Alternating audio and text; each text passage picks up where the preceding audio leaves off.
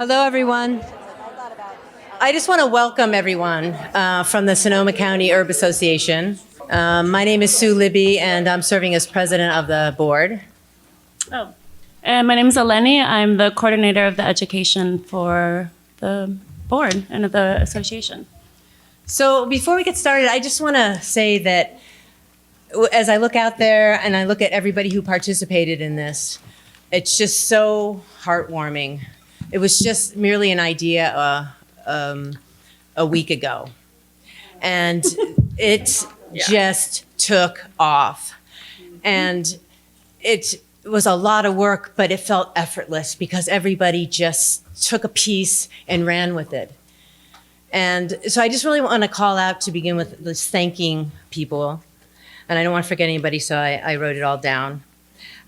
So we're having this film tonight. And so in the back of the room, there's Ben Stop, and Noah Dietz is on sound. And these guys just stepped up at the last minute.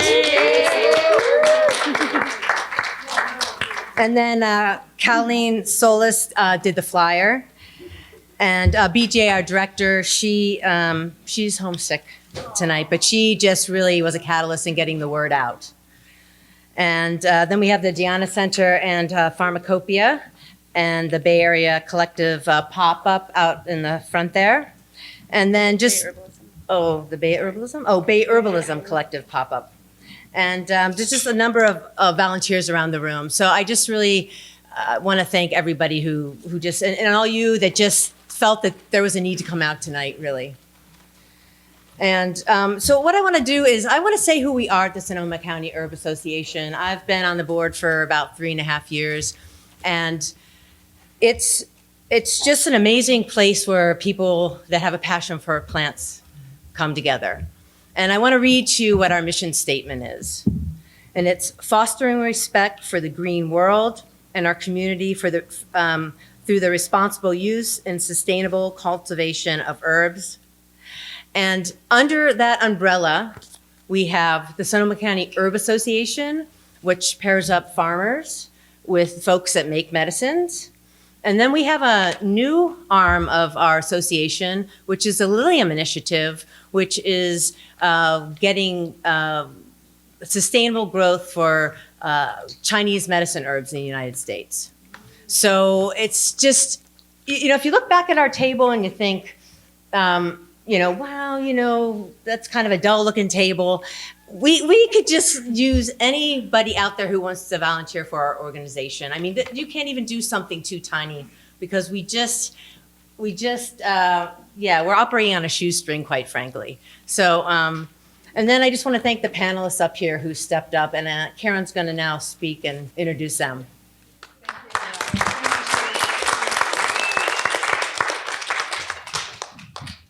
Well, good evening, everyone. I'm Karen Aguirre, and I do want to thank the Sonoma County Herb Association. I think it's amazing how within a week's time they were able to pull this off. And frankly, when we got here tonight, we didn't know how many of you all would come because, what's happening in the world now, what's better? Should I come out and listen to this or, stay home? And so thank you for coming out. But really, the fact that there's something that we can help, that will help us allay perhaps our fears that we have. This whole thing is about bringing community together with knowledge and information instead of separation with our fear and maybe paranoia. There's some good things about paranoia because it keeps you on your toes. But really, I feel like the information that this panel has all collectively, I was trying to add it up how many years perhaps we've all been in the herbal world. It's over like 120 years. I can safely say that. And so thank you for all coming as well. I want to point out to you that we do have, on a donation basis, we have some hand sanitizer. All the proceeds are going to the Sonoma County Herb Association because it does cost money to rent this building. So we're really hoping that we can, fund us a little bit because this is good works that's happening here. So it is being live streamed. It's also being recorded, and it looks like the live stream is happening, and that there's comments being made. So that's right on, and you can go home after this and watch it. The information will be on your Facebook page and the website about how to access that. I think the information we're going to have tonight that comes out is really very important, and there's hardly anyone better to do that work. So I'd like to ask you also to turn off your devices, or at least turn them low or on vibrate. That's it. Without further ado, so Mitchell, actually what's going to happen is that each presenter will introduce themselves, but to give you a little flow of the evening, each presenter will have about 10 minutes, maybe a little more, to introduce themselves and to speak about their topic. There are going to be slideshows that will happen. So 3 different presenters will be doing that. We've tried to mix it up a little bit with that. We have a timekeeper, so you might, who's sitting up front here will help keep track of time for us, because that's respectful to be within our limits there. After that, we'll have some questions that hopefully I'll have gathered, and then it'll be open to you all to have your questions answered. Okay? All right. So my name is Mitchell Thompson, and I live here in Sebastopol, and I am on the board of the Sonoma County Herb Association. I have a small CCOF farm that is certified for medicinal herbs, so I provide plants as a grower. I make medicine. Hi. And I also have a new company that my friends and I started in Sebastopol called The Resourcery, and we do canocentric herbal products.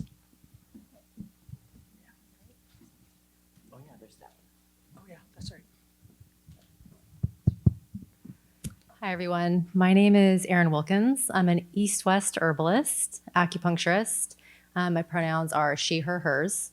And I'm here today as the executive director of HerbFolk Community Medicine. HerbFolk is a nonprofit holistic health clinic, and we're working to make East-West herbalism and holistic healthcare accessible and inclusive. We have a low-cost weekly community clinic. We offer classes, seasonal workshops, and locally grown herbs and herbal medicine at our Petaluma shop, including from the Sonoma County Herb Exchange. And we're so excited about the work with the Lilium Initiative. Really, really big. I've been a clinical herbalist for a decade and really have maintained a special focus on working with custom herbal formulations using traditional Eastern energetics, classical formulations, and then both Eastern and Western herbs. I would like to thank the Herb Association for having me and having some diverse voices on this panel. And then also a land acknowledgement for gathering here tonight. We are on the sacred land of the Coast Miwok and Southern Pomo Indigenous people. And so acknowledging the privileges that we have of being here and paying respect to the Native tribes. And so with that in mind, in that spirit, I'm here not only to share my information and insights, but also here to participate in community learning. So I hope people speak up and really share information tonight. Thank you.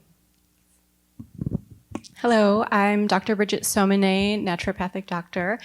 I work at Pharmacopoeia in Santa Rosa, which is a natural medicine pharmacy, a really wonderful Sonoma County gem. And there at Pharmacopoeia, we're really hearing the need and the concerns around the situation. And so I had written a blog, which is on the Pharmacopoeia website, which you can access. And I really view this as another opportunity for us to build resilience and focus on enhancing our overall health. And that's why I'm here, and I want to really help people feel more empowered in uncertain situations like this, and offer some self-care tools to help you do that. So thanks for coming. Hi, everyone. I'm Autumn Summers, and I'm with the California School of Herbal Studies. Woo, yeah, there's a lot of alumni here. Awesome. I just want to say thank you so much for all the work that the Sonoma County Herb Association has put together, and sitting here has reminded me that I'm actually past president, so I can really relate to what you're doing, Sue. It's been many years, and just to see the association grow and thrive, so it's really near and dear to my heart, and this topic is near and dear to my heart. So I teach many aspects of herbalism, but tonight what I'm going to focus on is I have a personality trait, which some of you may have, that when something like this comes up, you just like dive in and read every frickin' thing you can. And that's what I do. And so I thought, well, maybe I can use this little personality quirk to help all of you. So I've tried to distill down some of the just basics of coronavirus and give us enough information to feel empowered and hopefully not panicked about it.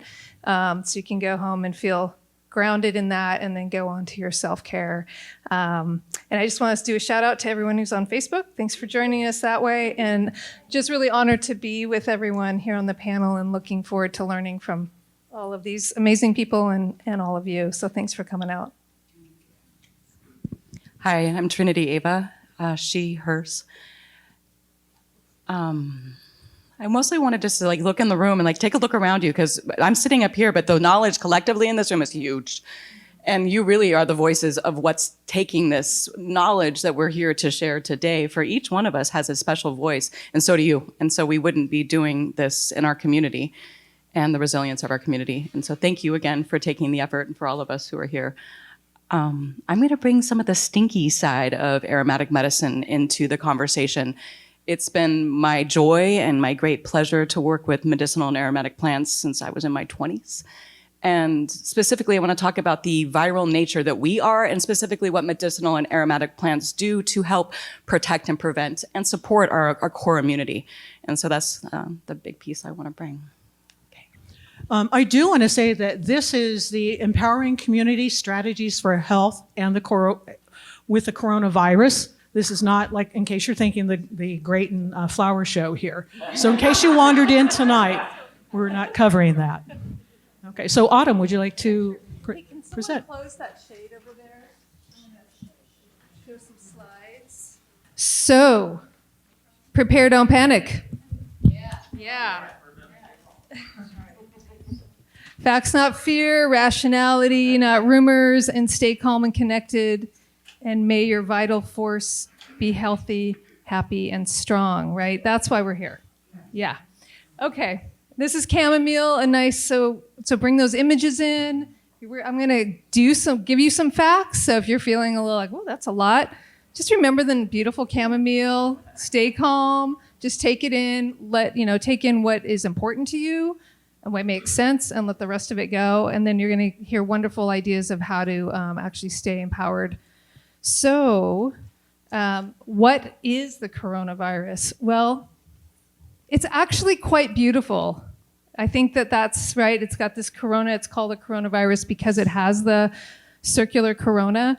There are 7 of them that we know of that infect humans. This is the 3rd one in a group with SARS and MERS. And this is something that's kind of interesting. It's the virus has a name, which is the SARS-CoV-2, because it's very closely related to SARS. It's not as deadly, thank goodness. But the disease is COVID-19, and that's mostly what people are talking about. But just to make, there is actually distinction if you're reading up on it. So that's the basic thing. Most of the coronavirus, well, 4 of them actually cause symptoms that are like colds. And then these other 3 create the severe, what do I want to say? Not active. What's the severe active respiratory? I think that's right. Okay, so what is a coronavirus? We talked about that. The main symptoms, this is really important. What are the symptoms that you're looking for or you want to be concerned about? And it's primarily fever and dry cough. So if you end up getting the sniffles, and we'll look at those other symptoms, if you're getting the sniffles or something like that, you probably have allergies or a cold. You're not getting the coronavirus. And we still have influenza going around. So most of us are not going to get this or have, severe symptoms. But these are the things to pay attention to in case you're, have this. the majority of the cases, you probably have already heard this, but even though this is from February, it still seems to be fairly accurate, that basically 80% of us will, if we get it, it'll be mild. We'll be fine. There'll be no problems. About 15, they're saying 13 to 15% can have severe issues, and then the critical is in the 5%. And that's, so why are we worried about this? Because some people are like, oh, it's just like a flu, or, you know, most of us are gonna be fine. Well, one of the main concerns is that it's here. It's not gonna go away. So how do we slow it down so that the people who do get severe cases can actually be taken care of by our healthcare system? Because if we get too many severe cases at once, it overloads the healthcare system. And that's really right now the biggest concern, or one of the biggest concerns. So we want to all slow it down, do the things that we can. We'll build up immunity over time, because that's part of the reason we're concerned too, is that this is new. There's no immunity in humanity. But as people get it and have these mild cases, immunity will be built up in the community. So that's a good news. So what about the symptoms? So we've got, again, fever and dry cough, or coronavirus, muscle ache, fatigue, seasonal flu, fever, dry cough, muscle ache, less but abrupt. Coronavirus is pretty sudden once the symptoms come on, and that incubation can be 1 to 14 days. And then the cold, right? Runny nose, sneezing, sore throat. So it's just good to really think about that. Here's another thing. I think this is really important when people are like, oh, why isn't it just like the flu? It's like, well, you can see here it's actually not just like the flu, especially for those who are elderly and have underlying conditions. And this is why public health is so concerned. Another reason is the death rates are actually get quite high as you get older. And so we really want to protect that part of our community. One thing, a side effect of this is that we get to come together as a community and really watch out for each other and be more conscious about it, and help our elderly so that they are well and stay well. What's considered elderly? Well, you can see here that once you get above 50, not really. Once you get above 50 and have some underlying conditions, the death rate of those who get it and have the severe cases does start to creep up. And if you notice, look at with the flu, the flu is really a 0.1% around the board. Still with flu, it's as the older you get, the more susceptible you are. But still, it's very low rates. You can see the rates there. Everybody breathing? Yeah, take a breath. Remember the chamomile. Just trying to give you some information that's hopefully helpful. Again, allergies. This is one just showing the allergies. Itchy nose, and I've been having that. You get that sense of I think am I getting a cold? It's like, no, I just have mild allergies this last week. Anybody else? Yeah, we have hardly had any rain in over 40 days. The pollen's out there, so we're getting these symptoms, but not actually getting sick, just ongoing allergies. So there's other herbs to do for that and other things. So really important to share that information, remind people that it's also allergy season. So how does it spread? I know that that's a big concern. I just read an interesting article with a doctor from the World Health Organization who was in China, and most of the cases in China were really with people in families or had very close contact. So that's really important. We can get it from respiratory droplets. Like if you cough, you have it and you cough, then if I'm really close, I could expose Trinity if I coughed, or if I coughed on something and then she touched it right away or within a few hours. We're still that range of how long a droplet can stay contagious. I've heard up to 24 hours, but I think the jury's still out on that. 12, okay, great. Yeah, this is fluid, right? I'm sharing with you the facts that I've found that are right now. It's gonna continue to evolve. But it's not airborne. Airplanes are actually pretty good because the filtration system on airplanes is like medical filtration, if you didn't know that. And they're cleaning the heck out of the airplanes right now. Not saying all of us should travel, but I'm just letting you know because people think about that. And then so far, people are really the most contagious when they're actually sick, though there is some spread showing when people aren't sick, but that still is not the main way that it spreads. So that gives us some good information. This is interesting. This is as of today. We have 175 cases in California and 4 deaths. So these numbers are going to rise because we're testing more. So don't be surprised as the numbers rise. It's going to happen. And it's good. We want to have as much testing as possible. We're definitely in this place where it's like, let's get that going. What's interesting is we have the most quarantined people in the country. We have over 10,000 people that are quarantined and being monitored, which is a good thing too. And actually, you have much more likely to be quarantined than to get sick from this. So that's another thing to prepare is, okay, what if you did get quarantined for 14 days? You may not get sick at all, but if you were close to somebody, if Trinity went and saw her Aunt Nellie who got sick, and then I was hanging out with Trinity that same day, I'd be in the quarantine, I could be needing to be quarantined for 14 days. So just have some extra food. You don't need 3 months of toilet paper. I mean, maybe you do, but not for this. Make some healthy food. Get your friends and family to help you out, not hanging out with you, but bringing you things if you need it. Do some meditation and all of that. Okay, I've got a couple minutes. Probably have all seen this. If you really want to geek out and see the total numbers, this was the latest numbers. It's here. It's going to spread. We're going to be okay, right? Can everybody say that? We're going to be okay. We're going to get through this. Yeah, but we're going to, yes, there's going to be things that happen, but we're going to be okay. If you're sick, don't go to the hospital right away unless it's severe. Call your doctor, and that's when you wear a mask. I'm not going to get into more of that, but everybody knows that. Only wear a mask really if you're sick or if you're caring for sick people or you're a medical worker.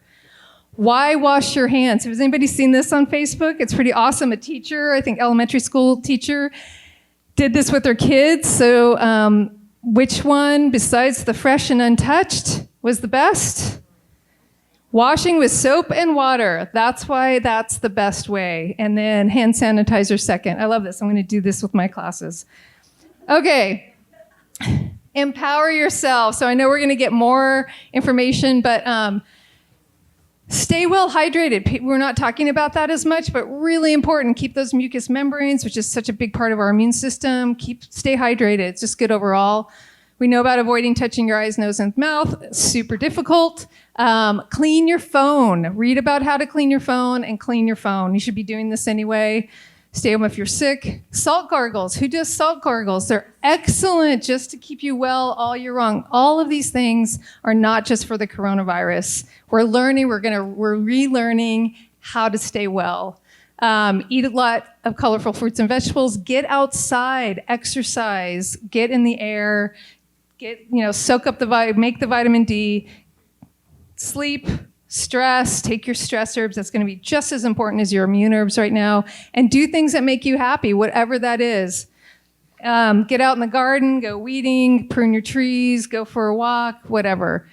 Okay, limit your time on social media. There's some of us that are reading a lot about this. You only need to check in about 5 minutes a day, get an update, stay current, and get off this, right? Live your life and stay connected. So where are we? We're going to get through this and watch the bees. Prepare, don't panic. Facts, not fear. Rationality, not rumors. And stay calm and connected. Okay.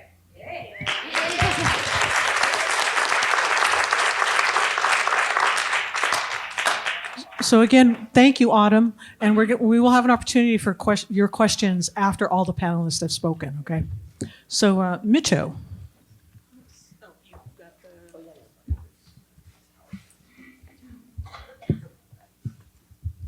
Okay. So the first thing I want to say is there is all this stuff online about not using herbal medicine for this. One site was like the 5 top mistakes you can make, and one of them was using herbal medicine. And maybe there are some mistakes, like elderberry, we're not sure if it's going to work or not for this. It does work on the influenza virus, Sambucas. That's why it's in Sambucol and all these things, but there's not been enough studies that show that. However, there was a study done in China just now, and I read this on the BBC the other day, and they were looking at regions in China or territories that were doing poorly and the regions that were doing well were the districts. And the ones that were doing well were the ones that were using like traditional medicine, they were using other herbs, and specifically the ones that were doing the poorest had no herbal protocol. And so I thought that was pretty interesting. And so that tells us, well, it can be part of a whole like holistic healthcare path. It can combine with all these other forms of medicine. So that's something to think about. Another thing I wanted to say is being asked like what single herb would I use for this, and just looking, my first thought was skullcap. And so it's such a wreck, and that's a really great herb. It calms me down. It's a nervine. But really, honestly, surprisingly, it's not elderberry, it's licorice. And a lot of us have been talking about what we were joking about, not red licorice.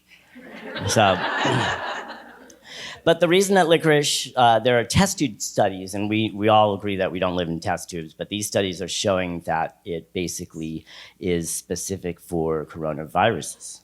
And that's pretty interesting. And also SARS, and other acute respiratory syndrome related coronavirus. And so this is kind of an interesting thing, but you look back, I had never really thought about licorice as an antiviral. I don't use it that way, I use it in other ways. It's really nourishing, it's perfect for the lung zone, so that's why this is like a really great herb to think about. It's one of the ones I put in my lung tonics. I put in a lot of formulas, and it's one of the great harmonizers in Ayurvedic medicine. You put it in your formula and it brings the whole formula together. But in this case, it really does. It moistens your lungs, it soothes them, it helps you get a productive cough if you need to do that. It does so many other nice things, but it also, according in David Hoffman's really amazing book, Herbal Medicine, we read that licorice inhibits the growth of several DNA and RNA virus. And so they've known this. This is these are studies that were done a while ago. I don't know if anyone's doing any studies now, but it is really the one that I would think about. And so then I was also talking about people about the Four Thieves oil, because there's all these hand sanitizers and things. And if you're going to use one, I'll make your own. I'll probably say this again, but I would not buy some of the weird ones with chemicals, or particularly not with antibiotics in them, because that's just going to make your problems worse. But the Four Thieves oil is kind of a cool thing. It's a really great story. And I have some here if people want to spritz it and smell. I will say I was, and this is, Trinity's probably going to talk more about these herbs, but especially the essential oils, they really are antiviral, antifungal, antibacterial. They're amazing antimicrobials is what they are. And they're really strong. They're much stronger than regular herbs, so you don't want to like thyme oil, which is one of the strongest. You really don't want to just stick it on your skin. You could burn your skin and call it neat. If you put it directly on, you're going to want to dilute them in other oils or in little spray mixers like this one. And I did catch myself. I had to go get a blood test. I went to Sutter and I was walking out. And I sprayed it in my hands and I smell it. And so I'm touching my face, smell my hands. I'm walking out of the hospital, and all these people are looking at me like, what the hell is he doing? But I was smelling my little smelly thing, and I was doing really good. But anyways, so the story, the myth of the Four Thieves oil, the original story, is way back in the Middle Ages in France, in Marseille. Is that Marseille? So back then, these cats were looting the houses of the dead that had died from the plague. But they were not getting sick. And so they were going in and they were kind of making bank off of this. And they were finally caught by the church. And when it all came out, and this is not really, we don't know if it's a real story or not, but it's a great story. When the judge was sentencing them to burning at the stake, he cut a deal with them. He wanted to find out why they didn't die. They were spice merchants, and so they were making this oil. It was actually originally in vinegar, and it was called Marseille's vinegar originally. And you can see that in a lot of pharmacopoeia, old ones. So it was vinegar so that they used, and it wasn't really new then even, because you see the doctors, I have a little picture. I meant to bring a little picture of the doctor mask with the bird, the beak. Well, the beak was stuffed with rags that were soaked with the vinegar that had these herbs in it. And so the doctors basically had this like gas mask on. and they were walking around with their little, it's a nice smell. And the reason it's it's effective, the main 4 ingredients were clove oil, cinnamon oil, lemon oil, and rosemary oil. And those are all really strong. I think thyme might be the strongest, and I don't know if that's correct, but I know when I was a young person, I worked at the Los Angeles Zoo, and to get into the nursery where the baby animals were, you had to walk into a room that had 2 doors, and you had to walk into this big square tub with a sponge, and it was soaked in thyme oil, and they didn't use any like modern things. This is a while ago, I guess, when I was younger, because now apparently I'm elderly. So, great, learned that. That's another one. But anyways, so they would put these together.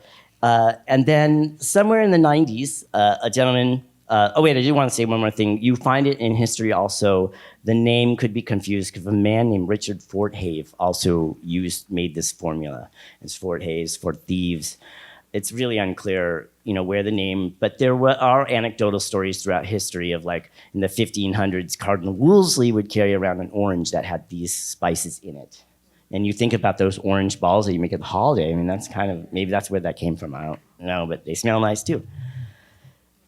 But the modern day 4 thieves that you read about, it kind of came out when, in like around 1992, when Gary Young created his Young's thieves oil. But the thing that he did that was so brilliant is he put eucalyptus in it.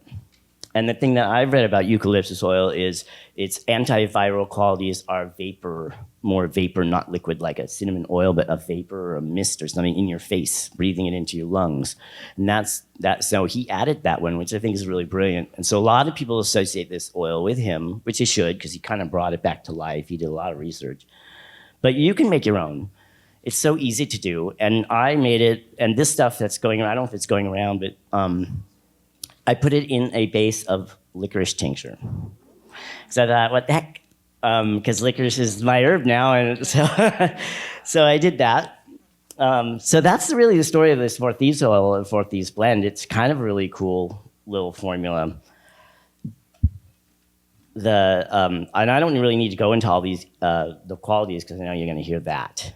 But I will go into other little things that you can do. I was thinking about herbal teas, like, the cold and flu formula is a great formula. But instead, like we just heard, instead of peppermint, which is cooling, you want to do catnip, do something that's a little warming. Another thing is that rosemary is pretty good stuff. And, every time you walk into a hospital or a city building, there's always rosemary. So grab a sprig and just crush it in your hands and smell it. Or what I did, I really thought I would, instead of getting a shirt that said, "Don't touch me," I made this little crown with bay and rosemary, because nobody's going to touch me anyways. This, I did my shirt say, "Don't touch me." That was pretty good. Sunlight is very important. The sunlight and the vitamin D, that's why we have a cold and flu seasons right now. So sit in the sun, although they say your inner thighs are the best to get the sun, so that could get you into trouble. So be careful, but just your arms and your face, even this time of year, a really good thing. And I guess lastly, just those commercial hand sanitizers, make your own. Buy the ones over there. It's a donation. That's a really cool idea. And just be vigilant about our government. I mean, because this could also mean, like other countries are doing, the rights to assemble, which is what we're doing right now. This is really important to be able to do this, to keep being able to do this. But you're seeing in the mode of panic and under the guise of panic, that these, like the rights to assemble might be disappearing. And so we just need to be ever watchful. And that's it. That's my conspiracy aspect. Thank you. And if you like, we'll cover the rest of the conspiracy theories over at Underwood after this. So, okay, so Dr. Bridget Sommier will present us with a slideshow now. Hello. So I'm going to be talking about building immune resilience. Because I'm a doctor, I got to say that this is not medical advice and that there are no proven methods or treatments for COVID-19 specifically. But nonetheless, we've got lots of great ideas to support your overall immune health and in some cases specifically antiviral. And I have no financial disclosures. I don't make any money off of any products that I mention here. Okay, gotta move this. So what we can glean from the data around, who's most affected by COVID-19 is that inflammation really matters. And where better to start than talking about diet? Because what we eat and how we digest it really sets the stage for our immune health. 70% of our immune system is right here in our gut. And so if there's inflammation in the gut, that's going to really affect us systemically. So I see this as an impetus to avoid what inflames us. It's also allergy season if you have allergies. So step off the foods that imbalance you: sugar, alcohol, excess refined foods, processed foods, etc. And then focus on simple, nourishing foods that are easy to digest: soups and stews and veggies. And then you can use this as an opportunity to employ some of the antiviral and immune supportive herbs in your food. So aromatic herbs like thyme, oregano, sage also, and rosemary, just nibble on them, add them to your food. And if you already use those, double up. Alliums and brassicas. So, people talk about garlic, of course, as a premier antimicrobial. Well, alliums and as well brassicas, which is the broccoli family, they contain sulfur compounds, which promote the production of glutathione, a major antioxidant that's especially important for healthy lungs. So when we talk again about inflammation comes from oxidative stress, using big words here, sorry, but and antioxidants basically help reduce oxidative stress or reduce free radicals. Free the radicals. Shiitake, maitake, oyster mushrooms, those are all have a track record for being generally antiviral. And then if you're making an immune supportive broth, you could pop some astragalus and some reishi in there. Both of those tend toward being what's called inflammation modulating or immune modulating. So they can stimulate immune responses, but in a balanced way, and are also tend to reduce inflammatory responses.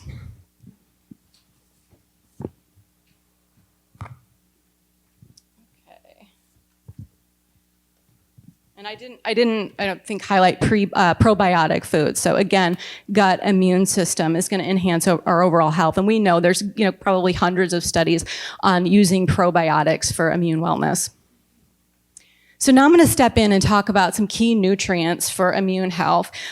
First and foremost, vitamin D is just going to enhance our overall immune response and may help reduce inflammation that viruses can propagate. So basically, as our immune systems are getting busy with the virus, either the virus causes inflammation or our immune responses can cause inflammation. And then next, I'm going to talk about vitamin A. Vitamin A enhances your mucosal immunity. So your mucosa essentially is the lining of your respiratory tract and of your gut. And so vitamin A is going to enhance that. Essentially to keep microbes out. And I would most consider that if you're like an infection collector, like you get whatever comes through town, vitamin A would be a good consideration. If you're looking for a food-based source, you could go to cod liver oil, especially for kids. And there's a huge range of how much vitamin A is in a cod liver oil. So look at that, because vitamin A can become toxic if you use too much, because it essentially gets stored in the liver. So, this is a short-term intervention. Alrighty, so vitamin C, okay. So vitamin C, there's been some negative press, because it only has modest impacts in reducing the duration of the common cold. But I think vitamin C has a much bigger role to play because of its antioxidant function.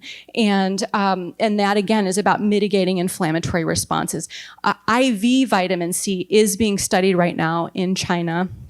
And then possibly in the US, I don't know, for the treatment of COVID-19. And then zinc is just so strongly antiviral. And much like vitamin C and also vitamin A, we tend to burn through it when we have viruses. And so, in this moment now for when we're thinking about viral prevention, it's a good opportunity to shore up any deficiencies we might have going on. There are some cell culture studies for the use of zinc in SARS coronavirus. So not this particular COVID-19, but there might be some extrapolation there that we could look at. Okay, N-acetylcysteine is a very well-studied herb for respiratory health. Again, this is a supporting antioxidant function in the lungs by promoting glutathione, that sort of master antioxidant in the body that the lungs are so dependent on. So there's a thought that N-acetylcysteine could possibly shorten or reduce the severity of respiratory infections. So this is, again, would be something, theoretical, but very safe and So Dr. inexpensive. Bridget, Yes. you said that it was an herb, or is it contained in herbs, or is it a supplement? No, this is a supplement. Supplement, thank you. Yeah, so I mentioned the alliums and the brassicas, and those are also sources of that cysteine. So you see N-acetylcysteine. So this would be a supplement base. Okay, and so here are my top set of herbs for nourishing the immune system. And, Micho so greatly talked about licorice already, and that there were some in vitro studies there for the treatment of SARS coronavirus. And in that study, it outperformed several antiviral pharmaceuticals. Baikal as well has also been studied. That's Baikal skullcap, scoot root, and that has been studied in vitro again, so not in humans but in test tubes for the treatment of SARS. Reishi is just such a nourishing herb. I think of it as supportive for the lungs, and it's an adaptogen, so it can help mitigate stress responses. Astragalus promotes barrier function, so much like I mentioned on vitamin A, and is strengthening to the lungs. If you have an acute illness, you would want to discontinue the astragalus, but in terms of a preventative stage, astragalus I think would be an appropriate immune modulator to employ. And then elderberry, we don't know that we can extrapolate what works for influenza, whether it can work for coronavirus, but elderberry is also in the list of immune stimulating and anti-inflammatory herbs. So I would, especially think about it in the prevention stage when we're trying to prevent all sorts of things in terms of, viral intrusions. And so Pharmacopoeia has this not sick formula. There's also a kids version, and it has many of these herbs in it and a few more. It has cinnamon in there, and I also wanted to mention real quick, you mentioned cinnamon and clove, and those have some in vitro research for SARS too that I had seen. So above all, I think this is what's really most important. Breathe, move, laugh, love, play, and rest. So you got this. Thank you. I love that that's the common theme, is to breathe, move, laugh, love, play, and rest. And so to remind you all to breathe right now, because this is a lot of information to take in, and let our fears just go away and let this in deeply. So Erin is next. Okay. Hey, everyone. So for my time, I'm going to speak on three things. Coronavirus, COVID-19 through the lens of Chinese medicine and East-West herbalism, and how this information is helpful for not just understanding the virus, but demystifying things a bit for us, right? Kind of reducing the fear that a lot of us are feeling. Herbs to secure healthy or upright qi for prevention and stress management, and then herbs for early intervention and immune support. And I'm going to go through a lot of information in 10 minutes. So note that 90% of this is on our website, herbfolk.org. We have a journal, which is pretty much a blog with all these recipes, the theory, clinical information, all that. And then also on Instagram at herbfolkmedicine. All of this is there. So first of all, before I get into it, I want to thank and acknowledge Thomas Avery Guerin and Shelley Ox for their translations. of 2 sets of formulas coming out of China. There are formulas coming out of the Guangdong province and Hubei province, and they're successfully and currently being used to prevent and treat COVID-19 in hospitals. So a lot of the information that I'm going to be speaking on is not anything that I'm making up. These are things that I'm taking from their work and their translations, and they have so generously provided this as a reference for herbalists around the world. And so with that in mind, I have been over the last few weeks studying these translations, trying to figure out what are the energetics of this disease, what are the pathogenic factors, and then how are herbs being used to treat the various presentations? How is this showing up for people in real time? So for the talk today, I'm just going to focus on prevention and very early potential onset. Again, via the website, all of the formulas, you can print them out. I have some copies here today. I'm not going to get into like the deeper formulas for our purposes, because I think the focus tonight is with lack of access to testing and the fact that there's so many allergies, colds, flus, other flus going around right now. It's possible that any one of us could find ourselves in a position where we're just trying to treat ourselves or our family for flu symptoms and things that aren't confirmed coronavirus, and this all applies. So here we go. Eastern energetics of COVID-19. So coronavirus pneumonia is considered a warm disease. So the pathogenic factors here are damp and heat.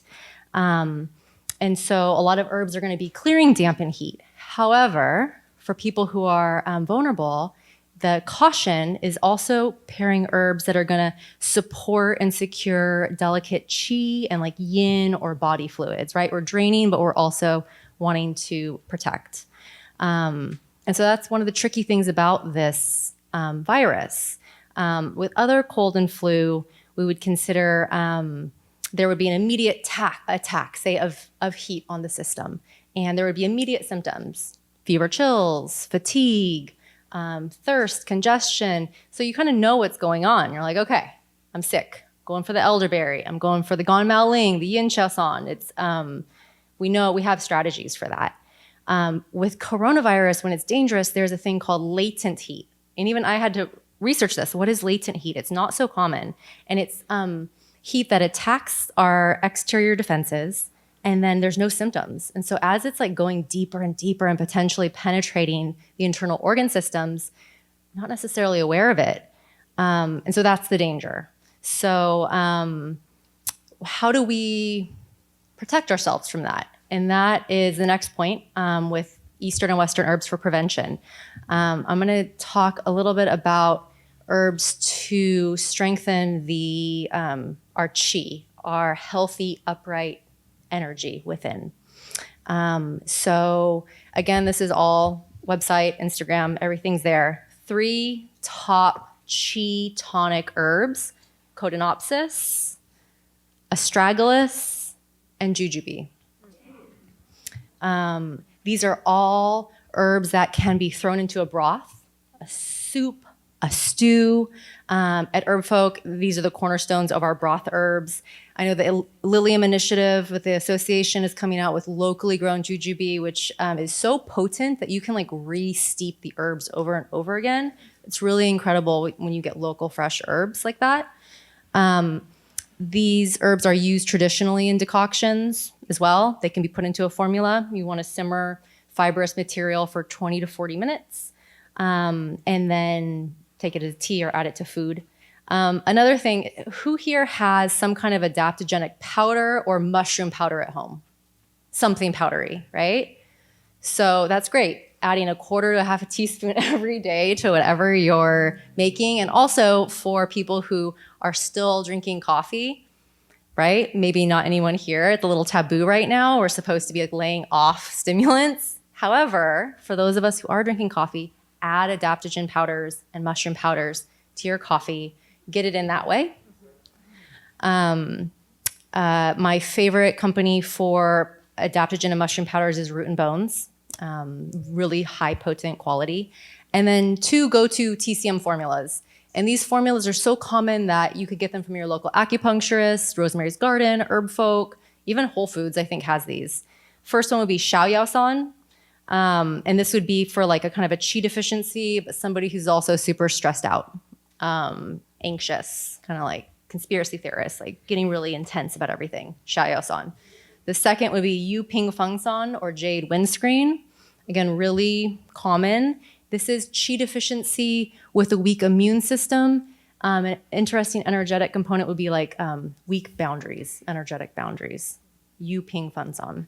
And then that formula is also the base of the formula I'll talk about at the end that is being used in hospitals in China as a preventative.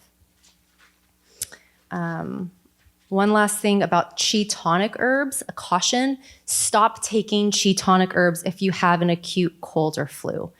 Tonic herbs will strengthen pathogens, and so just note that. Also with autoimmune, talk to your doctor or an herbalist. Okay, so the final point is Eastern and Western herbs for early intervention. There's 2 formulas that I go to for early stage head colds, particularly with a fever. It doesn't have to have a fever. Early stage head colds. The first one is elder and mint, and the formula is equal parts elderflower, honeysuckle, yarrow, and field mint. It could be any wild mint, peppermint, if that's all you have. And this is for wind heat toxins with no sweat. So a lot of these herbs are diaphoretics, and we'll talk about how to actually use that tea in a second. The second formula is a thyme and sage formula. It would be 2 parts thyme, 2 parts yarrow, 1 part sage, 1 part calendula. And this would be for wind heat toxins with damp, with excess sweating. And it was interesting researching sage in particular is really, like culinary sage, is great for releasing and venting pathogens, but then also preventing the body from like leaking too much like precious body fluids. So, and note, you don't need all of these herbs to make this happen. Thank you. You could just have thyme and sage at home and make a strong tea for yourself. You'll make a tea, steep it for 10 to 20 minutes, cover it, let it steep. When you open the top, breathe in the steam, all the volatile oils, and then take 2 warm cups. If you're gonna take a hot bath or a shower, don't get your hair wet, bundle up in bed and just try and induce a light sweat. And that is literally venting the exterior. It's allowing the pathogens to release. And just doing that one time, it's possible that you will feel better the next day. Like, it has happened over thousands of years. And then I'm gonna skip through some other things because this is online. This stuff is on a post. I think it literally is the coronavirus strategies post. There's more info. The last thing I just wanna share is a formula, again, translated by Thomas Avery Guerin, coming out of the hospitals in the Hubei province. And this is the modified Yu Ping Feng San formula. It is astragalus, cicada, feng feng or sapshinkovia, used to saying this all in pinyin, forsythia or lian chow, atractylotis, songju, and Chinese patchouli or huoxiang. Really simple, right? And the big thing I got out of this when reading this, and I was like, everybody has astragalus, the herb folk. Most people have astragalus, so simple. And so we're continuing, right, as a community to learn strategies for coronavirus. But I hope what I shared today was just some strategies of things that you might even have at home right now that can help you feel supported and keep yourself and your family safe. Thank you. Thank you. So Erin, what's a good place to get these herbs from? What can you recommend? For the Eastern herbs, Herb Folk, Petaluma has all of the herbs. Single herbs, we really are built to do formulas, but we can do single herbs. All of those herbs are coming out of Spring Wind Herbs in Berkeley from Andy Ellis or the Lilium Initiative. They can be ordered online, but usually in bigger quantities. And then we also go to Rosemary's Garden, Gathering Thyme, Mountain Rose, Pacific Herbs. Those are my go-tos. Wonderful. And it sounds like you always recommend tea or a broth. Do you ever recommend tincture or powders by themselves?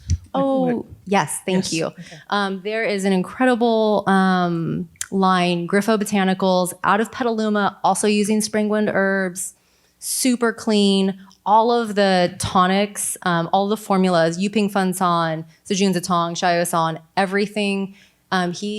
Frank at Griffo is extracting those, and we have those at Herb Folk as well. And then for powders, again, Root and Bones. I think she has like 12 different powders, medical grade, really, really strong. Those would be the go-tos. Okay, good. Thank you. Okay, and Trinity is next. Hi, everyone. I want to start with just checking with yourselves about immunity. Did you notice something stinky when you walked in the room? Could you smell things? What did it smell like? Did it smell good? Did anyone notice the cinnamony smell when you walked in? Yeah. That a lot of what I want to focus in on is talking about the plants that we've known for a long time, as Mitchell was pointing out. We've been doing this for a long time in our coevolution as species with virus, because it's our nature to be outnumbered by the cootie, is one of my primary talking points. So things that we can do about being proactive and preventive in how we protect our bodies. I want to pass things that stink. There are 4 different essential oils on little tiny pieces of paper, and try not to touch them directly to your skin, but you're welcome to take one of these paper as your human diffuser gift for the day. And there's 4 different varieties, so you can smell them. Notice which one feels good to you, because that's probably more your medicine.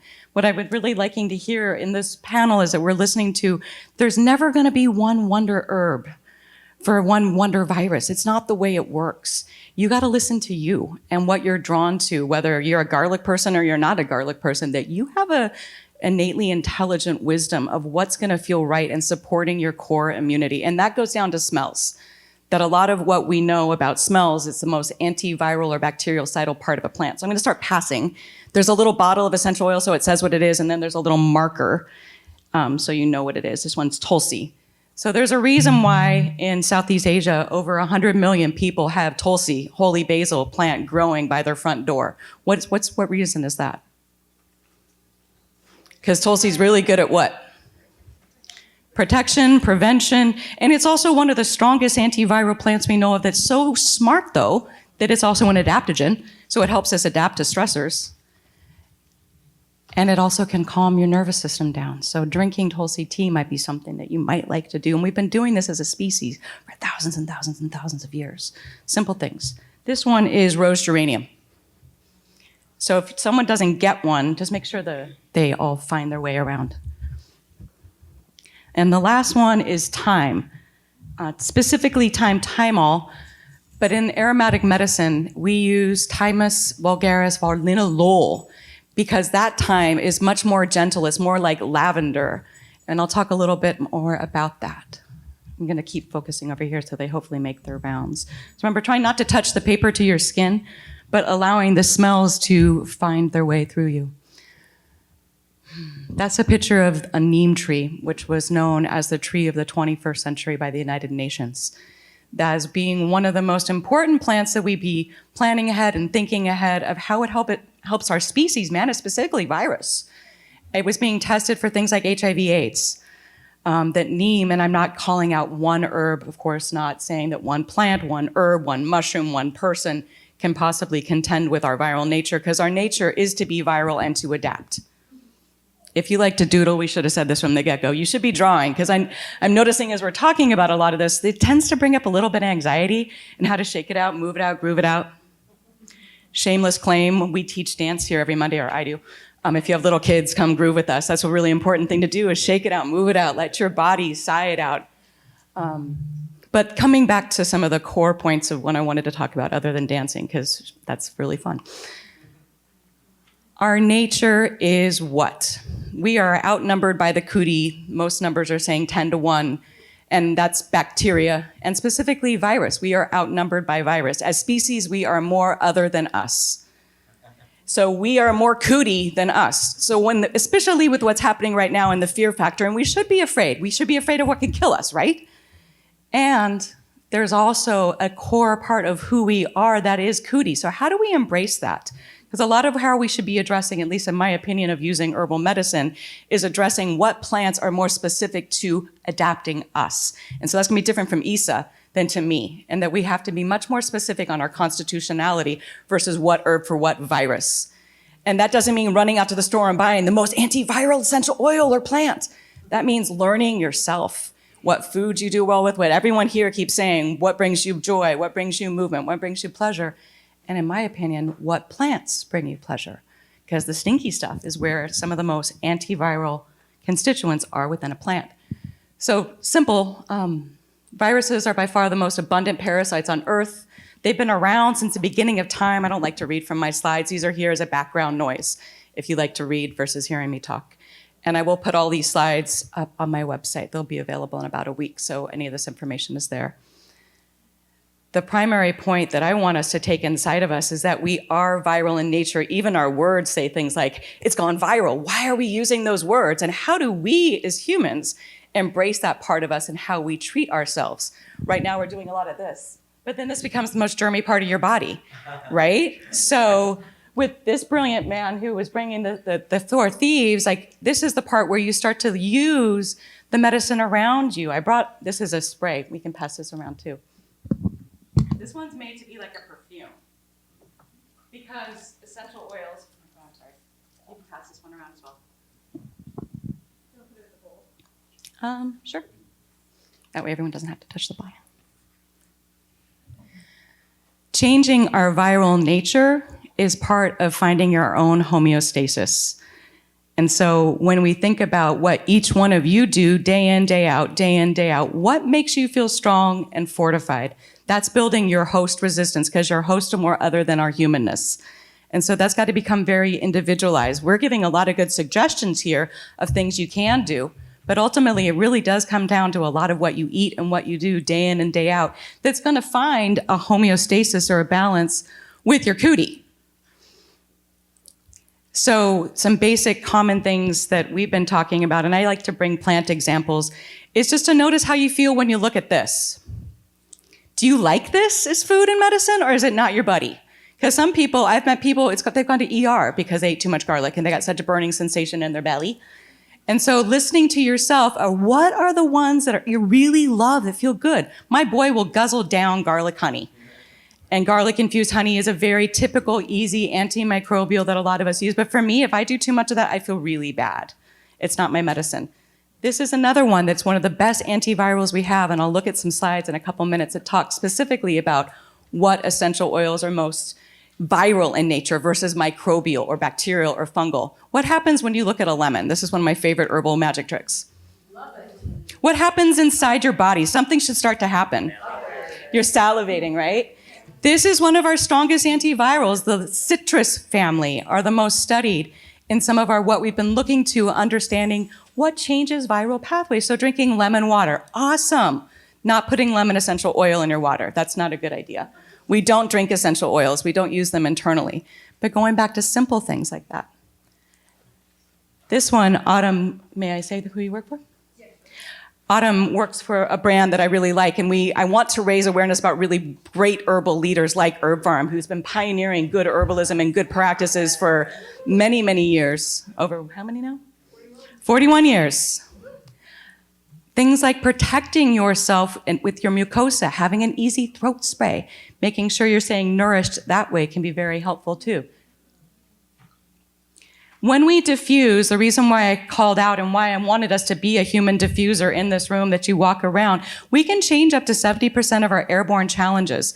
So that may not be that viruses existing in the air, but by walking in this room with all of us here, we change that just by having the plants around. Or when you're walking by, you were talking about in front of a hospital, touching a plant is an instant anti-cootie moment. It's going to change your microbial nature, which is really exciting. Diffusion of essential oils.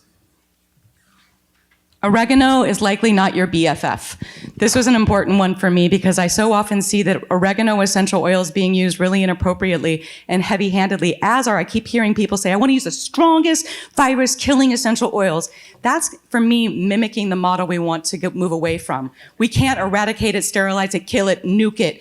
It's us. And that's really, literally eradicating ourselves. That we need to harmonize self. Therefore, using oregano essential oil, it's not one of the gentlest oils. It's one of the harshest. It contains phenols. Phenols are one of the most harsh, skin irritating, gut irritating essential oils. I don't use it.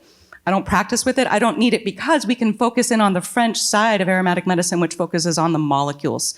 What are the most antiviral molecules? Can be found in lemon essential oil. Validation of what I'm speaking to, if you really want to geek, this is Dr. Kurt Schnaubelt's book, one of my main teachers for the past 30 years of studying with Kurt. And we've been talking about what plants work in changing viral pathways for a long, long time. Lemon is one, rose geranium, very simple. And I've focused on key constituents. Limonene is one of the most studied constituents found in almost all essential oils for changing viral pathways. Citronellol found in rose geranium.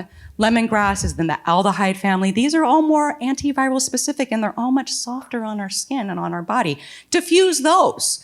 And that's one thing that we can do preventatively is I've been using more incense in my house than I have in years. You got to buy the clean stuff, not the toxic stuff, because most of the stuff on the market's not so good. And I get to wrap it up. Tulsi is a model. And using our adaptogens, that's the other thing I wanted to focus on right now, that now is a really good time to use, as many other panelists were speaking to, herbs that help you adapt. Garlic, we talked about that. And if you want to connect with me, this is here. I'm on Facebook, and I'm going to start a series along with many other herbalists here of doing like an immunity workshop. So there's so much more that I know every one of us has to share, so I will be finding ways to get that streaming on Zoom. And stay tuned, we'll be posting that information through the Sonoma County Herb Association and my website. Thank you. Thank you, Trinity. I do have a question. So are you talking about using essential oils to diffuse into the air as well as incense? Yeah, there's Yeah. a diffuser going back over there Okay. in the corner of the room. It just pumps out the essential oils of Yeah. little micromolecules. Yeah. So it changes what's around. Can you recommend a good diffuser? Because I'm always, I can't tell which one's the best or what's good. Yeah. No, I've been diffuser shopping because my favorite one used to be on Mountain Rose Herbs. It was the little glass thing that and I haven't seen those anymore. So I don't have a favorite one. I bought EO, the brand, does a lot of great work. That's theirs back there. I bought that, but then it has water going. And so for damp, moist conditions, it's adding more damp. And I don't know that that's great. Okay. All right. Well, thank you. So I would like to, I forgot that actually, I wanted to, Mitcho and I this Saturday are offering a medicine making class through the Herb Association. So it'll be out in Bodega Bay, from 2 to 6. So he'll be talking about the Four Thieves oil and I'll be talking about hand sanitizer. I know we're going to have a lot of fun. For the Herb Association members, it's free, and for everyone else, it's $25. Or buy a membership at the door. It's $35, and you get lots of benefit throughout the year. But you get them free. That's right. Absolutely. Yeah. And also, I just want to shout out is for membership for the Sonoma County Herb Association. For an individual, it's $35. It's a great way to support this community effort that's been going on. Autumn, I was trying to remember how long the association's been happening. At least 20, yeah. Yeah, I can remember. Yeah. 21, okay. Yeah, long time. I do want to speak just for a moment about hand sanitizer because I'm a medicine maker and I've been one for 25 years. I teach out at the California School of Herbal Studies. And I was seeing a lot of things going around that wasn't really sufficient in order to be considered a sanitizer. And the World Health Organization has, if you go to their website and type in hand sanitizer, they will tell you exactly, specifically how to make it. And I took that and then translated into how can you make it simply, and also why. It's like, why are you using alcohol percentages between 60 to 70%?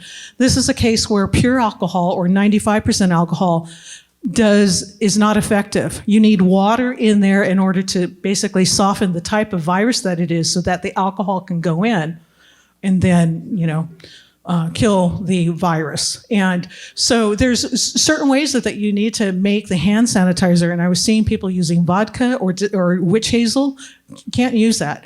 You need at least 70% isopropyl alcohol or 60 to 70% isopropyl alcohol or ethanol. Okay, I just have to say that because it's so much out there that's not right. And I hate people thinking that they're comfortable because, oh, I've made this out of beautiful witch hazel. And I love witch hazel. I love the smell of it. But it's not working like you think it is. And so you think you're safe and you're not. So learn how to make it. I do have it's right there. Up on the board. Thanks, Autumn. And I do have some copies over of the handout that I made that because it was just driving me crazy what was out there. But it gives you reasons why you need to make it, how you need to make it. So on that note, I do have some questions. So if there's anyone out in Facebook land that has questions, maybe you can, Eleni, if someone asks a question, we can pass it on to the panelist. But I have a couple of questions, or just want to acknowledge that how do we reach out to people that, or sectors of the community that aren't represented up here at our table, up at our panel? How do we reach other communities that are just as much at risk as we are? Because this whole thing is about being together as a community. How do we support one another? And so I'm just wondering if you have any thoughts about how to do this, because I'm thinking, we're down from the Grayton Labor Center, and it would be great to have this class in Spanish, or this panel in Spanish, so that it can just reach further out in the community. What do we do for our unhoused people? It's like, that's a really big thing because they don't have access to water and soap because they're living out in a tent along, many places around here. So do you have any suggestions about how we can reach out to those folks?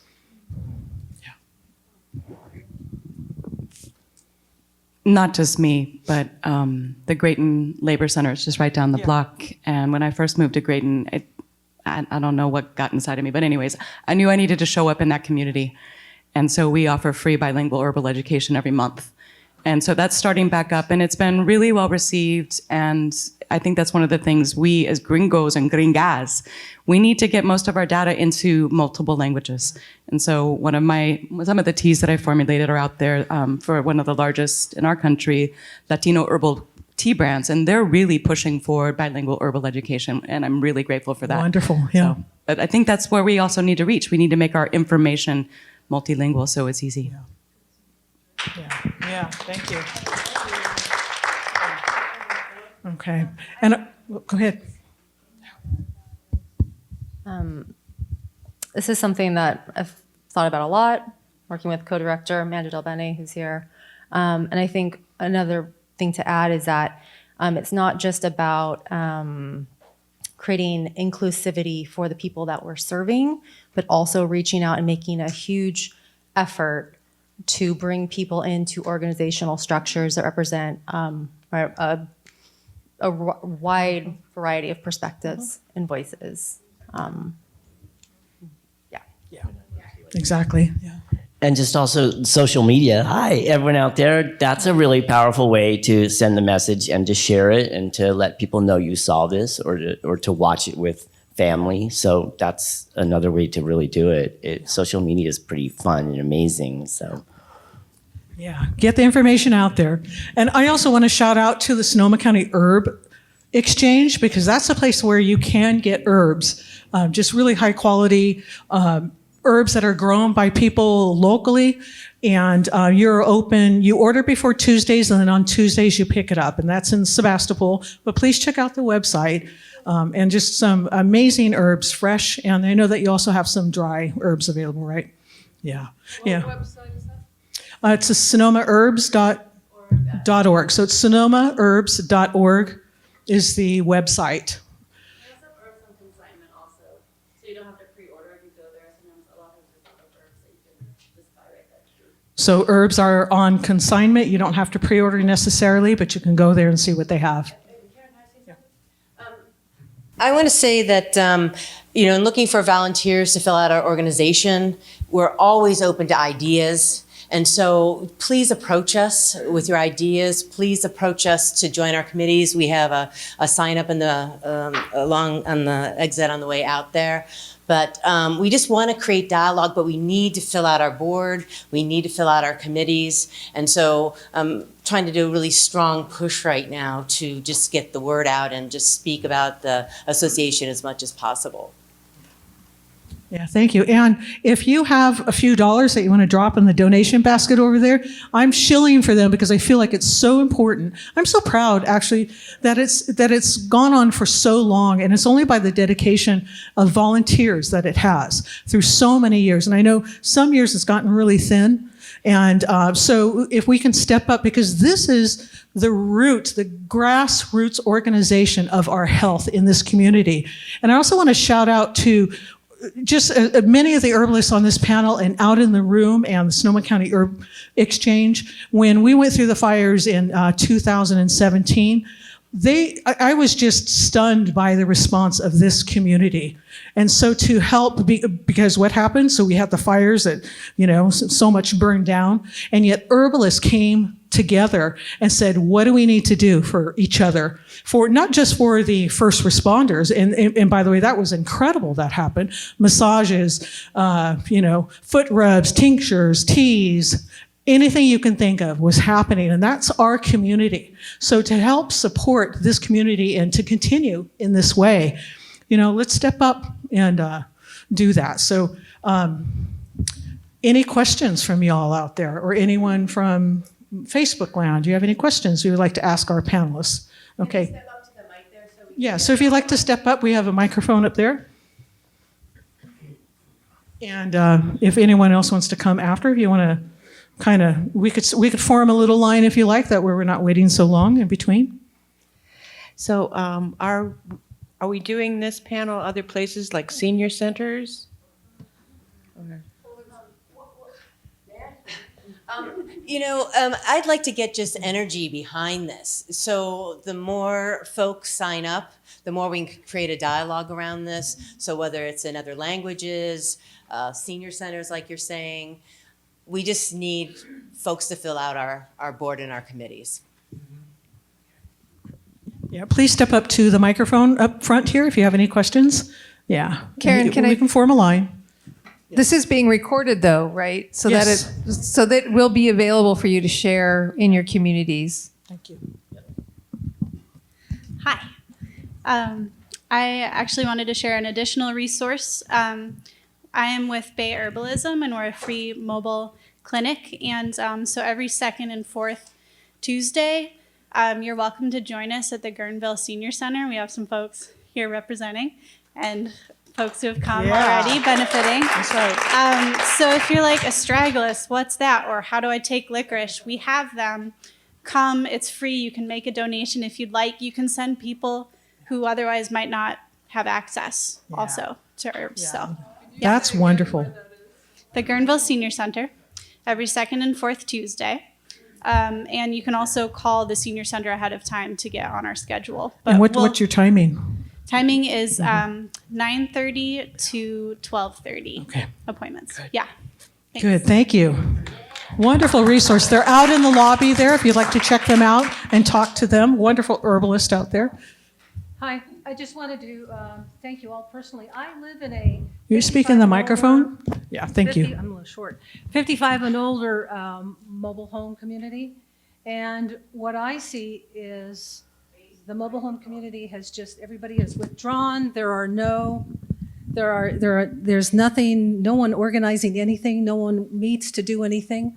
And I will carry the information back to the people who run the mobile home park.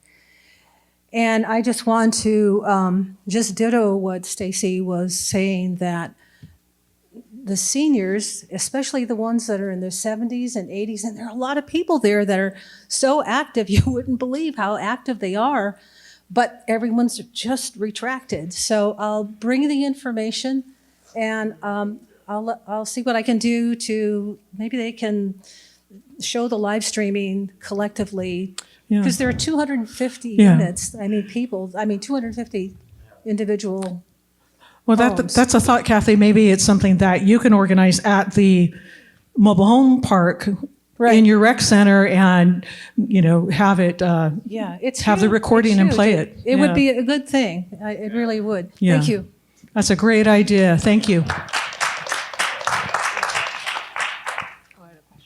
I just wanted to add to that, like there's easy ways to get some of these herbs. Like we also have Traditional Medicinals, which is an amazing herb company. And for those of us who can't make our own teas, or like Kathy, you may have people who are like, what's astragalus, right? Most people are going to be, what are you talking about? So bring some, get some of those herbs and make up some tea so it's not foreign. Yeah, I mean, astragalus is nice. It's sweet, slightly sweet and really nourishing. Throat coat tea is an awesome option right now.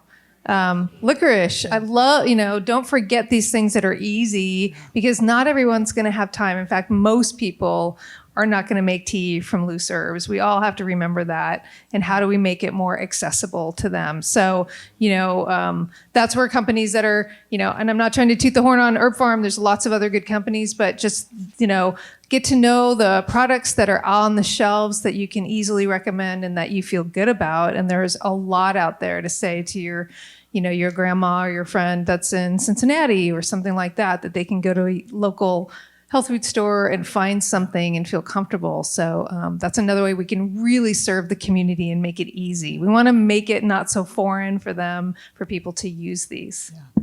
And there are also many classes that happen in this county. This county is so rich in herbal wisdom. And so, you have Aaron's Herb Folks in Petaluma. You have the California School of Herbal Studies. You have the Diana Center.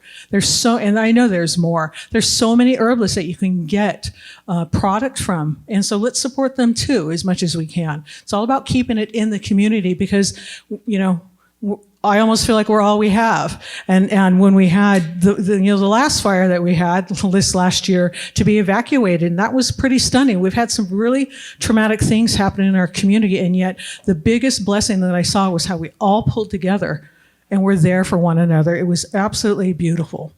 So, any other questions? Yeah, would you come up to the... Well, I can talk loud enough. Everyone says that, but when you're hard of hearing, like I am, we'd like to record you, though, so how about that?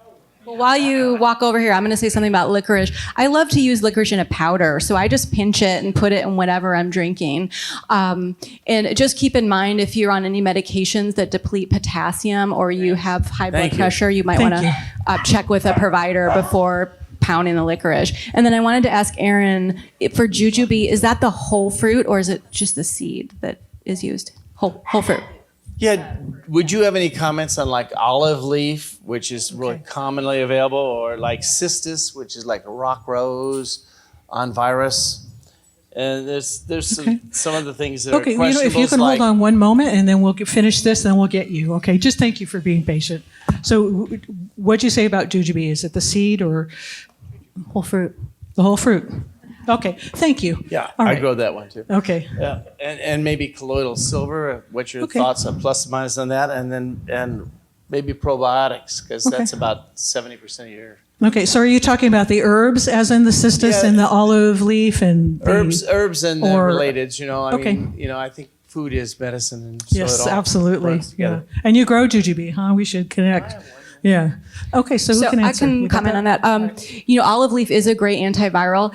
For me, for the general population, it's pretty drying, and so I'm thinking more of the nourishing herbs. If there's a specific reason that I think someone might need olive leaf, I would recommend it individually, but not just as a general. And then for colloidal silver, I tend not to use too much of that internally.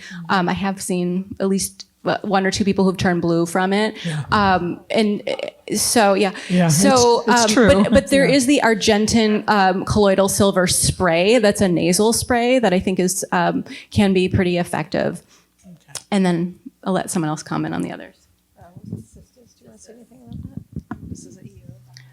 Cistus as an essential oil, it's not specifically antiviral. And so either is the plant, I grow the plant in front of my house, but it's not super, super powerful in its antiviral wonder powers. I understood H1N1 or one of those was it was found to be effective as a, but not generally. But I was wondering if there was any anything further, because I just caught one article on that when we decided. I think if we look to the history, we see synergies working together. Mitchell and I were talking about this earlier, that the herbs, when they come together, this is the brilliant wisdom of what I love what Aaron's speaking about, East-West herbalism. Many of our traditional herbal paths use many, many different herbs in one formulation. That way you're coming at microbes and virus from many different molecules. And those molecules each turn a different key inside our body as far as how we can become more resistant as hosts. I had one more thing I wanted to piggyback on what Karen was saying is how do we make this common knowledge? Because really this is why I wanted to be here, is like how do we spread what we're doing, what we're talking about like a virus, where it becomes again common knowledge and common sense of what do you do when you get sick.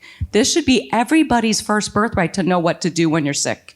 And that's what I hope that all these people in this room, I hope that that is what you become an agent of change for, is to talk about what you do. It doesn't mean it's going to work well for Greg, but that you start to be more clear about what do you do, and you have your recipes and you have your go-tos. I'm visioning and I'm dreaming. I'm in barely bones conversation about what would it be like to have a website that's by condition and tradition at a global level in every language. Because we shouldn't just use the herbs that are in India necessarily. We should be growing more of our medicine here and using lemon balm, which is one of the best antivirals we know of. That's going to tilt it, is when we all have an understanding of what plants can do to change us and our nature and how to love them and do it sustainably. Yes, you're here. Yes. My stepmom once said to me, she said in the 50s there was an ad and it was 1 prune or 2. Right? 1 prune or 2. That's awesome. And that was the listening, right? The listening for eating prunes. So, like, how do we bring that out to the rest of the world? Karen, I wanted to add on, you mentioned H1N1, so that's an influenza. So it's just good when we're talking about these terminologies that coronaviruses are a virus, but in their own class. And so if you are researching, you want to look specifically with coronaviruses. We don't know as much about overlap, but there probably is some. But just to remind everyone about that. And then what didn't get mentioned, propolis. Propolis is pretty awesome in throat sprays, that type of a thing. It's I love it. The other thing that you brought up about olive, no one's asked about like lomatium or something like that, which has some history of use with the 1918 flu. Please don't use that preventatively. Yeah. It's a very warming, active herb. People can get full body rashes from it. It can be useful in some really acute situations. So I think it's really important for us as herbalists and healers to really think about, because it's like, I'm going to get everything, and take it all. But be really, we've got like builders, which Aaron spoke to so well, the system restoration, and then we have the types of things that are like acute, which are usually stronger tasting, more warming, or have different properties that are very short-term and specific. And just, if you're not so aware of those, just bring your awareness to that and know when to switch and to use your tonic herbs and all of that. Okay, so you have a question over here? Yeah, get the mic, thanks. Just one question. It's springtime right now, and we just got out of the rains, and a lot of milk, stinging nettle has come up. And maybe if you could mention stinging nettle, which is a really powerful antiviral. And also any other plants that we could wildcraft right now, mushrooms or plants that you would recommend that are growing around here wild in this county. Well, I think, actually, I have a real definite opinion about wildcrafting. I think that if you can buy your herbs as much as possible, please do that, because, we humans, we love to take, and we take a lot of the herbs around here. There's so many herbalists in this county. When St. John's wort comes up in June, you can hardly find a blossom available because we're all at it. So on our own land. Perfect. That's what I love to hear. On your own land. Beautiful. Tons of stinging nettle. Where do you live? Anyway, yeah. You can come up? Okay, good. Would you like to answer that? I'm sorry. So, one of the things that you can wildcraft or grow on your own yard are turkey tail mushrooms. And they're easy to identify. Put them in your soups and stock. There's our mushroom, our local mushroom that's our most abundant polypore. And, I have them on my wine barrels in my garden. So you can get them going. And if you don't know what they look like, talk to Karen or me. Yes. And, maybe the rest of them, I don't know of nettles as being specifically antiviral, Yeah. but certainly nutritious for sure. So that's what we're looking at. Do you want to speak to that either way? And really, there's nothing like going outside and maybe just hanging out with the nettle or, the grandilia and everything that pops up in this lovely springtime. Nothing wrong with that. And I feel like it nourishes us in a different way. So remember that too. Just thinking about my own yard, I am not a gardener. I wish to be. I am not a great gardener. So I'm thinking of the things that I've planted and that without being watered or taken care of have just gone crazy in my yard. Lemon balm, incredible antiviral. You can dry it, make it all fancy, or just put it fresh in water. Chamomile for stress. I feel like that's so easy. Antiviral, there we go. Rosemary, thyme, calendula, everyday things. And just one more thing about lemon balm. It is a really amazing antiviral. It's best fresh, though, if you can get it. And it does grow all over the place. It's quite easy to grow. You can grow it in a small pot even. But it is one of the herbs that doesn't last as long as most of them. And it's so tasty. Yeah. And it's also one of those herbs, if someone's growing it, talk to them because it's a weed. Seriously, they'll want to give you some. So check in with them. I'll give you some. Go ahead. Were you finished? You had a comment? Okay. I just wanted to give a shout out to the herbs growing in our garden and picking them and taking them not even boiled. So those positive pathogens that are on there that help our digestive tract and work with the stuff. And yes, to making this go viral, the information, like doing watch parties with a pot of tea and inviting folks over and just spreading the word. Like, Yes. what a fun, positive, uplifting, empowering talk and information. So thank you. Yes. Wonderful. Do you have a comment or? Okay. Did you have someone from Facebook?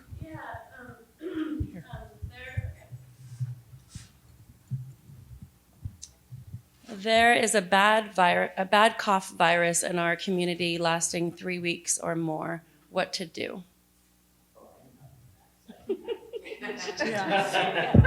I just had that nasty thing, and when I went to my doctor, he said, "Oh, you have a virus, not the virus." But really, honestly, I was talking to Ian McCullough, who's a great acupuncturist here in town, and he had the same thing, and he said, "Well, how do we know we didn't? How do we know it's not already here?" I was sick as a dog. I thought it was allergies. I was doing lots of nettle, which usually does help, but that told me, I guess, that it wasn't just allergies because it didn't really help. Except it made I have rheumatoid gout, and it made that go away for the first time like a year in my toe. So that was cool. But the nettle didn't help. It really was, what really made me feel better than anything was that brilliant old recipe that my grandfather made with like tea and honey and lemon and whiskey. So that was a great reason to drink whiskey. But I was sick as a dog. I had high fevers. I had night sweats. Then I would have intense chills. And I would take baths. It was really a rough ride. And it took about 3 weeks to get over. And I have multiple friends who have had it. And so I would just say I was drinking a lot of broth. I was really hungry. It didn't affect my stomach. I was just very sick. Yeah, there's a lot of it was going around. I got sick as well. So, yeah. And I feel like what you just said, all of it, yeah. And also propolis spray, I have to shout out for that. That was one of the savers on my throat, so, okay. Hi, Holly. Hi. I have several questions, but one is on ethnobotany. I've been actually following this since January. And I have a suggestion for you guys. I've been following 2 doctors. One's in the UK, and they do daily reports because when this first came out, I was like all over trying to consolidate everything. But maybe you guys could think about doing like a YouTube channel because if people are indoors, they're going to have to watch something. If not that, all the other social media things are also good, Instagram, whatever you do. One of the questions I have came out of a SARS study in China. I think it was like 2006. And what they were looking at, they studied 312 plants. And out of those 312 plants, they found several plant families that seem to have blocked at least 60 to 90% of the binding of the protein to the ACE receptors, the ACE2 receptors. Those families were the Polygoniaceae, Lauraceae, Oleaceae, Lamaceae. Well, they called it Labiataceae, which, okay, I'm not going to go there.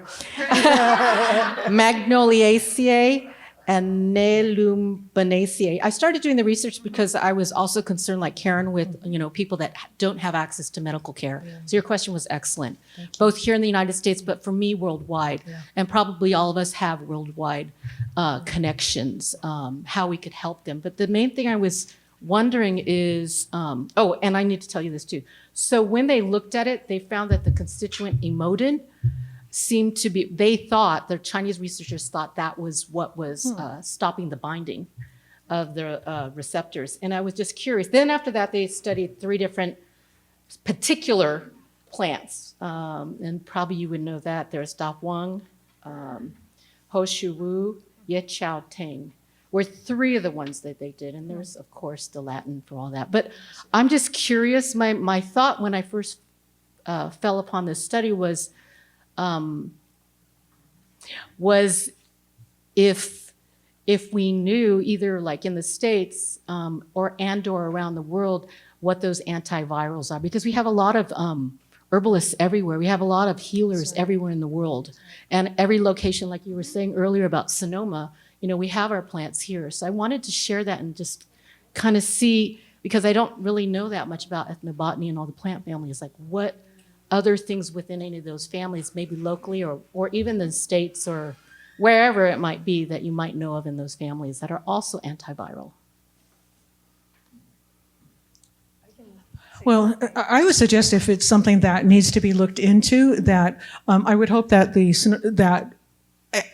panel, if you could be available to questions that might come up on the Sonoma County Herb Association's Facebook page, I think might be a way for us to communicate. Mm-hmm. If you have questions, maybe ask them there. And then I know I'm making a commitment for all of you, but I'm wondering if you could check in every now and then to see if like that can come up, and maybe that's where your answers can come from. And I'm looking at you, Autumn, because you're the plants woman. Yeah. I'll just make a quick comment. So the Lauraceae family. Yeah. So the native member we have of that, California Bay. Now we don't. Now it's strong. I wouldn't be making like tons of tea, but you could do a steam or put a little leaves in your bath. That type of a thing. Also camphor, which is grown. Awesome. There we go, dude. Yeah. You can make camphor trees are grown, ornamentally around here. So it's good to know, we've got all our natives, but we've got a heck of a lot of non-natives. And another one, as you were speaking, which I don't think is in any of those families, but I did see some research, and I'm not remembering it exactly, but a plant called Hotunia, the chameleon plant, which tastes like, it's also called fish plant, tastes like cilantro, and we have it at the California School, and it is around, and you read about that too? Yeah. It's related to yerba mansa? Yeah, it's the same family as yerba mansa, as Hotunia. Oh, awesome. So we can talk more, Holly. That'd be awesome. And then just one other thing I wanted to share. I have an intern in Oakland that when she first came to me, she was passing things out to the homeless community in Oakland. And so maybe that's something that we could do here, with the hand sanitizers and stuff, since we do have so many herbalists in this county. Yes, I agree. I think that's in the works. Okay. Anyone else? Any questions? Any other questions for folks? You have comment? Somebody mentioned earlier on about the economic impact if we are quarantined or schools are shut down.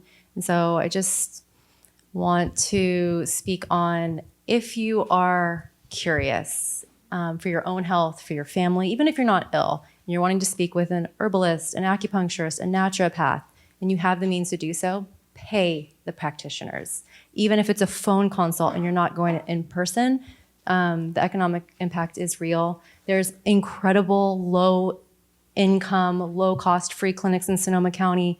I work one of them, but for those of us who can, please pay artisans, pay herbalists, pay people who make a living doing this work. Yes. What's that? That way they can do more outreach. That way they can do more outreach is the comment. Yep. Okay. Any other questions? Okay. I have a question. I have a comment. Yes, please. From my dog. Betty Lou Laverne would like to say, may all animals on the planet be blessed.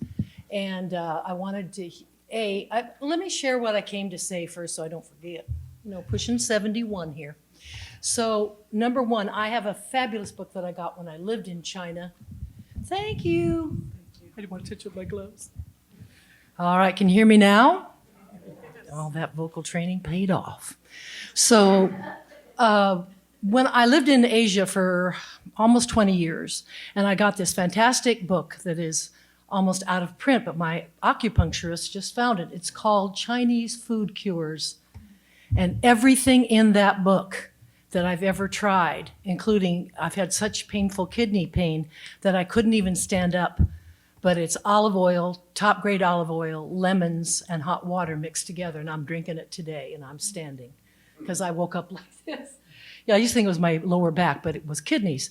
Fabulous book. I think you can get it, Chinese Food Cures. I also brought lemons, and I picked rosemary, and I have other things that I'll put out there on the counter. Wonderful. Wow. Thank you so much. Yeah, you're so welcome. I forgot what the other part what we were talking about. Yeah. Potholes in the mind. Oh. Okay. Well, thank you. But thank you. Yeah, memory herbs would be good. Memory herbs. That's another panel. Yeah.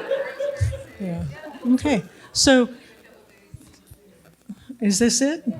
Okay. Well, I would like to just thank again all of you for showing up tonight. It's a big deal, considering what's going on in the world. I also want to thank the Herb Association again for bringing us all together to do this. And, again, sign up as a member. Come to our class on Saturday. We're going to have a lot of fun, I have a feeling. And please check out the back counter there for the Diana Center, for Pharmacopoeia, and then for the Bay Herbalism Collective out in the lobby. Yeah. And then, I have an idea. We need help putting the chairs away. And so I have an idea because that's a really skinny hallway there. If you would all take your chairs and walk one direction and then cut out through the kitchen around the back, then we're not going to have a big log jam. So if you would all just help doing that, that would be great. And before we go there, I'd like to invite the panelists, if you have one or two succinct words or maybe a sentence that you would like to leave as people are taking their chairs out, or maybe we're visiting a little bit. But if you have something you want to say, just to wrap up. Sure, I'll just say kitchen cabinet. A lot of people listening might not have all these herbs we're talking about, but you open up your kitchen cupboard and you have a lot of these great antiviral herbs right there in front of you.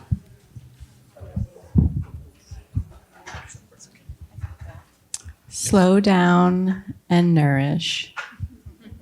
Roast your garlic and make some curries. And the Sonoma County Public Health they're doing a talk right now, and that's also being recorded. So you should go to their website if you want to hear the latest from Sonoma County Public Health. Play, love, laugh, move, rest. I wanted to mention it. I wanted to say stay juicy, and that fats, and that one of the things we didn't talk about is fats, and like really applying your fats topically, that when we're dried out, fried out, burned out, stressed out, freaked out, we are more depleted. So making a simple herbal salve like that's in here, and if you don't know how to make those, there's information back there about the California School of Herbal Studies. Come learn how to make more medicine with us, but stay juicy. Yes. All right. Thank you so much. Yeah. Thank you.